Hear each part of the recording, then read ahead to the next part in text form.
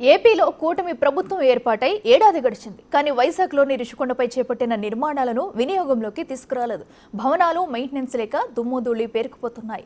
ఏడాది గడిచిన కూటమి ప్రభుత్వం 500 కోట్లతో నిర్మించిన నిర్మాణాలను ప్రభుత్వం లేదా ప్రైవేటు కార్యకలాపాలకు వినియోగిస్తే మెయింటెనెన్స్ ఛార్జెస్ అయినా వచ్చే అవకాశం ఉంటుంది.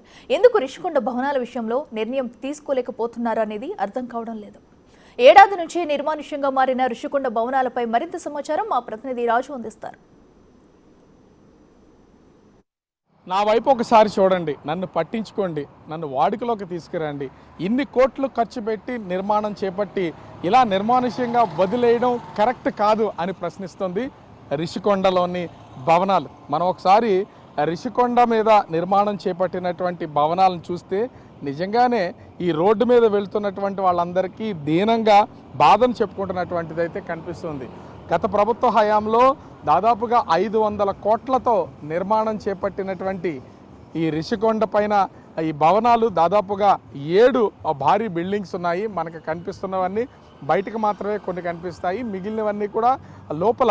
అంటే ఒకవేళ జగన్మోహన్ రెడ్డి రెండోసారి సీఎం అయితే విశాఖ నుంచి పరిపాలన కొనసాగిస్తా అన్నాడు కాబట్టి అలా గెలిచుంటే తాను ఉండడానికి సముద్రం ఫేసింగ్లో ఒక 3 నిర్మాణాలు, అదేవిధంగా పరిపాలనా భవనాల కింద మరొక 4 నిర్మాణాలని చేపట్టి వాటిని పూర్తి చేసినటువంటి పరిస్థితి అయితే ఉంది.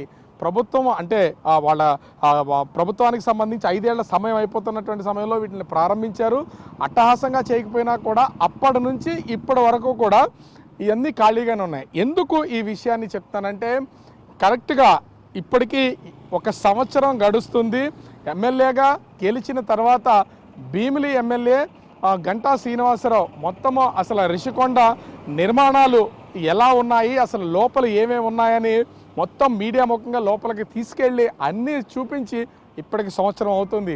లోపల అంటే రిషికొండ లోపలికి సంబంధించి ఒక పక్కన మసాజ్ టేబుల్, అదేవిధంగా బాత్రూమ్ టబ్స్ కానీ లైటింగ్స్ కానీ వాటి నిర్మాణం కొన్ని కోట్ల రూపాయలను వెచ్చించి అక్కడ గార్డెనింగ్ చేసినటువంటి గార్డెనింగ్ కానీ ఇవన్నింటినీ బయట ప్రపంచానికి తెలియజేసినటువంటి పరిస్థితి అయితే ఉంది.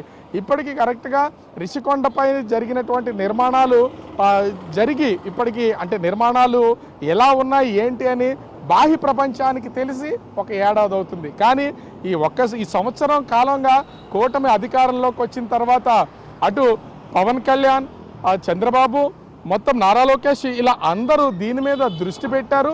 కొంతమంది నాయకులు వచ్చారు, చూశారు, ఫోటోలు దిగారు, వెళ్ళారు. కానీ ఇప్పటి వరకు ఈ నిర్మాణాలకు సంబంధించి ఎలా వాడాలి, ఎందుకు వాడాలి అనేది ఒక నిర్ణయం అయితే తీసుకోలేకపోయింది.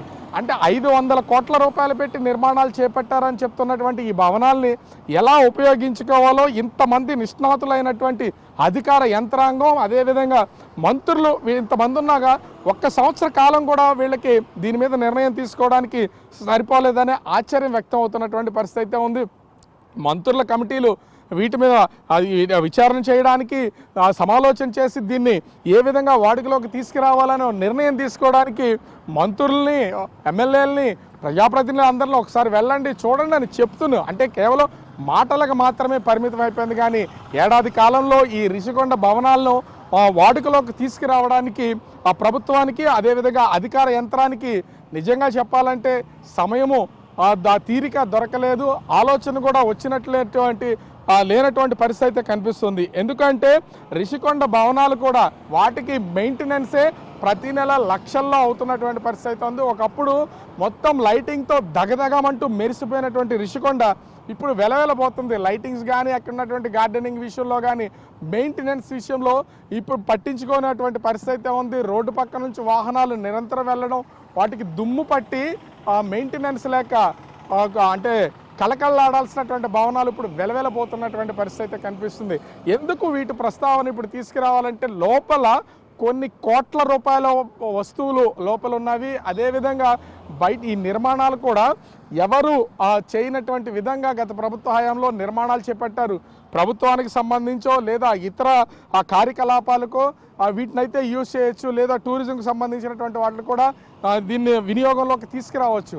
అంటే దీన్ని వినియోగంలోకి తీసుకురావాలనే ఆలోచనే ఖచ్చితంగా ప్రభుత్వంలో గట్టిగా ఉంటే దీన్ని మార్పులు చేర్పులు చేయడానికి పెద్ద ఆ సమయం పట్టేది కాదు. 1 సంవత్సర కాలం గడిచిపోయినా కూడా రిషికొండ భవనాల మీద ప్రభుత్వం అధికారులు ఏ విధమైనటువంటి నిర్ణయం తీసుకుపోవడంతో ఇప్పుడు రిషికొండ భవనాలే బహుశా దారిపోయే వాళ్ళని, వచ్చిపోతున్నటువంటి వాళ్ళని అడుగుతున్నట్టున్న నా గురించి ఒకసారి పట్టించుకోండి, చూడండి, వాడుకలోకి తీసుకురండి.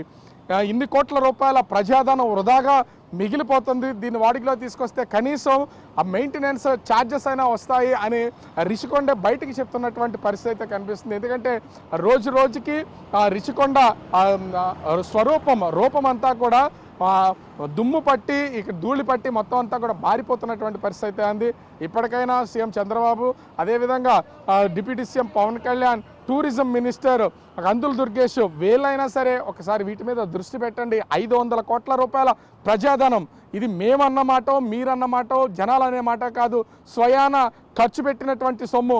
ఇప్పటికే అసెంబ్లీలో కూటమి ప్రభుత్వానికి సంబంధించి టూరిజం మంత్రి కందుల దుర్గేష్ కూడా దీని మీద ఒక వివరణ ఇచ్చారు.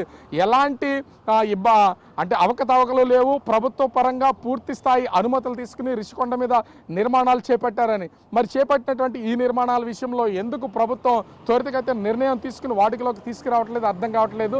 కనీసం మా ద్వారానైనా సరే ఈ రిషికొండ భవనాలు నిర్మానుష్యంగా ఖాళీగా ఉన్నటువంటి ఈ 7 భవనాల గోడు విని ఇప్పటికైనా రాష్ట్ర ప్రభుత్వం, ఏడాది గడిచింది కాబట్టి వీటిని వాడుకలోకి తీసుకొస్తే కనీసం వాటి మెయింటెనెన్స్ ఛార్జెస్ అన్నా వచ్చి ప్రభుత్వం మీద భారం పడకుండా ఉండే అవకాశం అయితే కనిపిస్తుంది. కెమెరామెన్ రాముతో రాజు, బిగ్ టీవీ, రిషికొండ, విశాఖపట్నం.